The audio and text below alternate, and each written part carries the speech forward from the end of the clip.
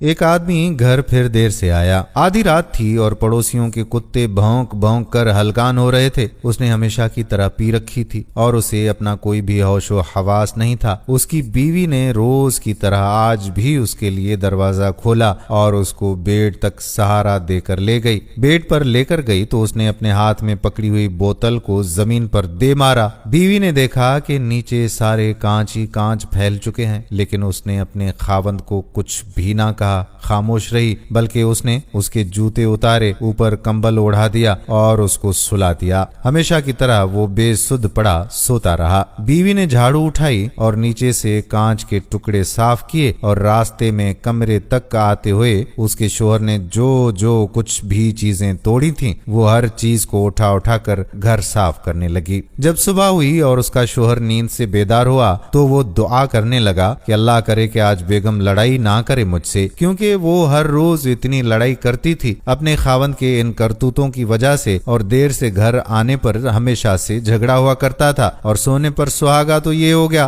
कि आज रात तो उसने कितने बर्तन और बोतल को भी तोड़ दिया था और पूरा घर खराब कर दिया था। वो डरता डरता उठा और नाश्ते की टेबल पर पहुंचा। उसने देखा कि सिर्फ उसका बेटा ही नाश्ते की टेबल पर बैठा हुआ है। उसने अपने बेटे से पूछा, बेटा आपकी अम्मी किधर गई हैं? वो बोला कि बाबा वो तो बाजार गई हैं ग्रोसरी करने के लिए, और जाते वक्त आपके लिए आपका पसंदीदा नाश्ता भी बनाकर गई थी और आपके लिए एक चिट्ठी भी छोड़ गई थी। उसने हैरत से चिट्ठी खोली और पढ़ा तो उस पर लिखा था, मेरी जान मैं अभी आधे घंटे तक वापस आ जाऊंगी, आप नाश्ता करें, आपका पसंदीदा नाश्ता बनाया है आज। I really love you a lot. वो हैरान और परेशान था कि भला ये माजरा क्या है, बेगम आज लड़ाई करने की बजाय इतना प्यार क्यों जता रही है। उसने अपने बेटे से पूछा, बेटा तुम्हारी माँ की तबीयत तो ठीक है ना, आज पागल तो नहीं हो गई, मेरे साथ इतना अच्छा सलूक क्यों कर रही है आज? बेटा हंसा और बोला, पप्पा मम्मा ने मुझे अभी जाने से पहले बताया था कि रात को जब वो आपके जूते और मोजे उतार रही थीं कि आप पुरसुकून होकर सो सकें, तो आपने इतनी पी रखी थी कि आपने अम्मी को पहचाना तक नहीं, और आपने उनको कहा कि ओ बीबी मैं कोई ऐसा वैसा आदमी नहीं हूँ, खुदा का खौफ करो, पीछे हटो, मैं शादीशुदा हूँ। और अम्मी आज सुबह से गाने गुनगुनाती फिर रही थीं। ये सुनकर बाप को भी हंसी आ गई।